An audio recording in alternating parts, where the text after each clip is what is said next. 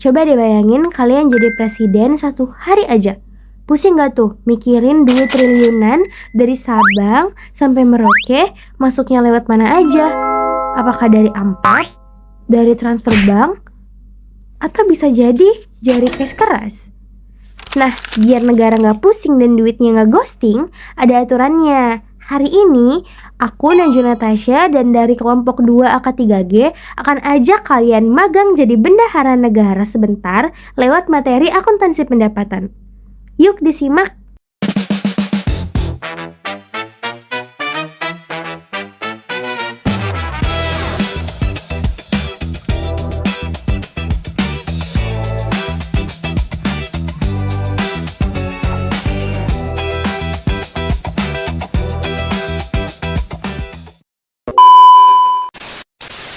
Secara umum, pendapatan dapat diartikan sebagai uang yang diterima dari penjualan barang dan jasa. Bisa juga dari pemberian layanan kepada pelangganan. Dan pendapatan ini bisa juga berasal dari penyewaan barang atau jasa yang dimiliki perusahaan. Menurut accounting terminologi bulletin itu, pendapatan muncul ketika perusahaan melakukan penjualan atau memberikan jasa dan mendapatkan imbalan atas aktivitas tersebut. Nah, yang kedua nih penjelasannya. Pendapatan menurut SAK 23. Kalau berdasarkan SAK 23, pendapatan dijelaskan sebagai arus masuk manfaat ekonomi secara bruto yang dimana nanti dia akan timbul dari aktivitas normal perusahaan. Nah, harus masuk ini nantinya akan meningkatkan ekuitas selama kenaikan tersebut bukan berasal dari pemilik atau modal yang kita tanamkan. Maksudnya apa sih? Maksudnya itu semua pendapat murni berasal dari kegiatan operasional, bukan dari ekuitas pemilik sendiri. PP nomor 71 tahun 2010. Akuntansi pemerintahan dibagi 2 kelompok, yaitu pendapatan LRA. LRA ini apa sih? Pendapatan LRA adalah berbasis kas untuk menyusun laporan realisasi anggaran atau disingkat dengan LRA. Yang kedua, pendapatan LU. Apa sih LU itu? Pendapatan LU adalah pendapatan berbasis aktual untuk menyusun laporan operasional atau disingkat LU. Ada 2 nih, pendapatan pada laporan keuangan pemerintahan daerah bersumbernya dari yang pertama PPKD. PPKD ini disebut pelaksanaan pengelolaan keuangan daerah atau pusat. Yang kedua, SKPD yang disebut Satuan Kerja Perangkat Daerah atau bisa juga dibilang cabang. Pendapatan LRA kita jelaskanlah. Semua penerimaan ke rekening kas umum atau daerah yang menambah saldo anggaran lebih, singkatannya adalah SAL, dalam tahun anggaran berjalan. Yang kedua, merupakan penerimaan yang menjadi hak pemerintah dan tidak perlu dibayar kembali. Apa sih tujuan dari yang kedua tadi? Tujuannya adalah menyusun laporan untuk bertanggungjawaban pemerintahan sesuai ketentuan, menyediakan informasi untuk pengendalian dan pengelolaan oleh manajemen pemerintahan pusat dan daerah. Nah, kita masuk nih ke pendapat FO. Apa sih pendapat FO itu? Yang sebelumnya kita udah bahas kan. Ini ada juga pembahasannya lagi. SAP nomor 3, hak pemerintahan yang diakui sebagai penambahan ekuitas dalam periode pelaporan. Terus menurut Kemendagri nomor 90 tahun 2019, hak pemerintah daerah yang diakui sebagai penambah ekuitas dan tidak perlu dibayar kembali. Apa sih klarifikasinya? Pendapatan LU itu merupakan pendapatan yang menjadi wewenang dan tanggung jawab entitas pemerintahan. Deposit berawal dari transaksi operatif, transaksi non operasional dan pos luar biasa. Seluruhnya ini berkontribusi pada peringkat ekuitas pemerintah. Baiklah, saya akan menjelaskan tentang klasifikasi pendapatan. Yang pertama, menurut Permendagri nomor 21 tahun 2011, yaitu yang pertama ada pendapatan asli daerah, yang kedua ada dana perimbangan, dan yang ketiga ada pendapatan lain-lain daerah yang sah. Nah, selanjutnya menurut PP nomor 71 tahun 2010, yang pertama ada pendapatan asli daerah, yang kedua ada pendapatan transfer, yang ketiga ada pendapatan lain-lain daerah yang sah. Klasifikasi pendapatan asli daerah. Klasifikasi pendapatan menurut Permendagri nomor 21 tahun 2011, pendapatan daerah dibagi menurut jenis pendapatan, yaitu yang pertama pajak daerah, yang kedua retribusi daerah, yang ketiga hasil pengelolaan kekayaan daerah yang dipisahkan, dan yang keempat lain-lain pendapatan daerah yang sah. Selanjutnya dana perimbangan. Permendagri nomor 21 tahun 2011, dana perimbangan terdiri atas 1. Dana bagi hasil pajak, 2. Dana alokasi umum, 3. Dana alokasi umum juga. Nah, lalu selanjutnya pendapatan transfer. Pendapatan transfer atau PSAP nomor 3 paragraf 8, yaitu pertama pendapatan berupa penerimaan uang atau hak untuk menerima uang. Lalu yang kedua diterima dari entitas pelaporan lain. Lalu yang ketiga, diwajibkan oleh peraturan perundang-undangan. Lalu yang keempat, diakui sebagai pendapatan oleh entitas pelaporan penerima. Selanjutnya adalah lain-lain pendapatan daerah yang sah, yaitu yang pertama adalah hibah, yaitu berasal dari pemerintah daerah lain, badan atau organisasi swasta, atau kelompok masyarakat. Lalu yang B, dana darurat, yaitu diberikan oleh pemerintah untuk penanggulangan bencana. Lalu yang C, dana bagi hasil atau DBH, yaitu contohnya DBH pajak dari provinsi kepada kabupaten. Lalu yang D, dana penyesuaian dan dana otonomi khusus, yaitu ditetapkan oleh pemerintah sesuai peraturan. Lalu yang E, bantuan keuangan, yaitu berasal dari provinsi atau pemerintah daerah lainnya. Nah, selanjutnya pengakuan pendapatan LRA. Menurut kerangka konseptual PP nomor 71 tahun 2010 paragraf 95, diakui pada saat kas diterima di rekening kas umum negara atau daerah atau entitas pelaporan. Pendapatan di PPKD diakui pada saat diterima di rekening kas umum negara atau daerah. Pendapatan diakui pada saat diterima oleh bendahara penerimaan untuk seluruh transaksi SKPD. Nah, lalu selanjutnya pengakuan pendapatan LRO. Yang pertama berdasarkan kerangka konseptual PP nomor 71 tahun 2010, yaitu paragraf 95, pendapatan LO diakui ketika yang pertama timbul hak atas pendapatan, lalu yang kedua ada aliran masuk sumber daya ekonomi. Nah, lalu yang kedua berdasarkan PSAP nomor 12, yaitu pada paragraf 19 sampai paragraf 22. Pendapatan LO diakui saat timbulnya hak atas pendapatan dan atau pendapatan direalisasi, yaitu ada aliran masuk sumber daya ekonomi. Nah, pengakuan pendapatan LRO nomor 3 adalah berdasarkan Permendagri nomor 64 tahun 2013, pendapatan LO di PPKD diakui melalui 3 kategori. A. PAD melalui penetapan. Contohnya seperti tuntutan ganti rugi daerah, denda keterlambatan pekerjaan, denda pajak, denda retribusi, dan diakui saat diterbitkan surat ketetapan pendapatan terkait. Yang B. Tanpa penetapan.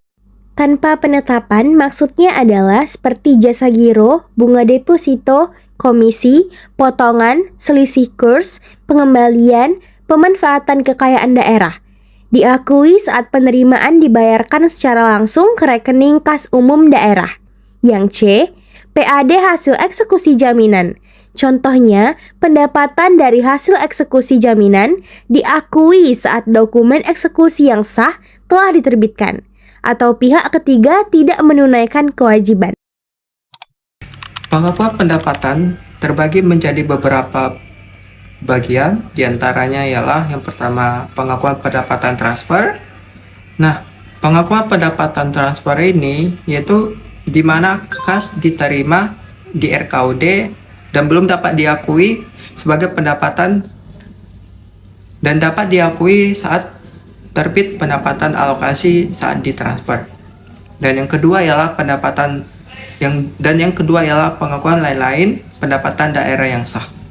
Nah, pengakuan lain-lain pendapatan daerah yang sah ini artinya kas dimasukkan ke rekening kas umum daerah atau RKUD meliputi beberapa bagian. Yang pertama adalah hibah dari pemerintah, Pemda lain, dan badan atau lembaga organisasi dan lain-lain.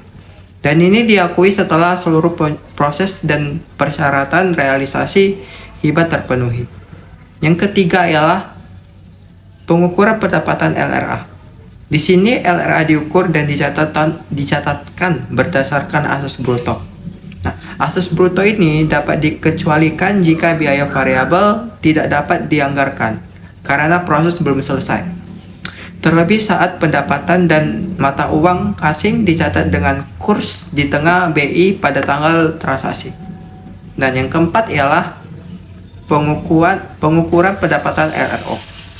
Yang dimana LRO di sini diukur menggunakan asas bruto. Nah, asas bruto di sini boleh dikecualikan bila biaya tersebut bersifat variabel dan belum dapat dianggarkan. Lalu pendapatan valuta asing dicatat memakai kurs Bank Indonesia pada tanggal transaksi. Yang kelima ialah penyajian pengungkapan pendapatan LRA.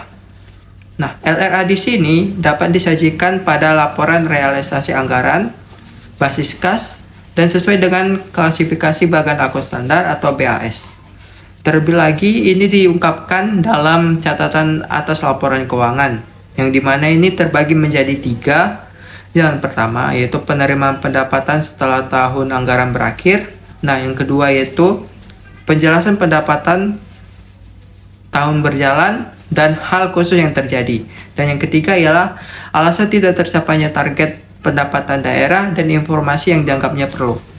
Nah, yang keenam itu ialah pengukuran pendapatan penyajian dan pengungkapan pendapatan LO. Nah, bedanya LRA dan LO di sini ialah di mana LO di sini disajikan pada laporan keuangan operasional dan basis akurat sesuai dengan badan akun standar atau BAS.